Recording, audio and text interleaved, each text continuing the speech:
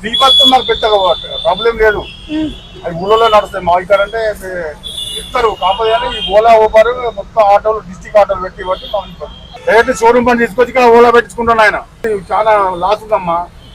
ఇప్పుడు ఆయన ఇందాక ఫోన్ చేసిండు, ఎక్కడాడు 1.5 కిలోమీటర్ దగ్గర కిలోమీటర్ ఇక్కడ నుంచి పోయి మన ఆడి పోయేస్తే వాడు ఉంచుకుంటాడా, ట్రాఫిక్ ఉంటుంది, ఓలా కట్ అయిపోతుంది. అప్పుడు ఎట్లా ఆయన అందరూ వేస్తాయి. మేము ఇక్కడ దగ్గర దగ్గర 100-200 మీటర్ అంటే మీకు కవర్ చేసుకుంటాం. మీ నుంచి 1 కిలోమీటర్ పోయేస్తే వాడు ఉంటాడు, అక్కడ ట్రాఫిక్ ఉంటుంది, నేను అందరూ లాస్ అయ్యేది మాకు.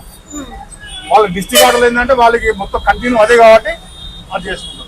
ఖమ్మం, కరీంనగర్, సూర్యాపేట, విజయవాడ పని కూడా నడుస్తుంది ఇక్కడ, హైదరాబాద్, ఆంధ్ర పని నడుస్తుంది ఇక్కడ. ఎట్లా మరి ఎట్లా బతకాలి చెప్పండి. నేను పెట్రోల్ పోతే 200 మిగిలిన, నాకు 100 రూపాయలు మిగిలిన, ఏం చేయాలి? ఇంటికి ఏం పట్టుకుపోవాలి?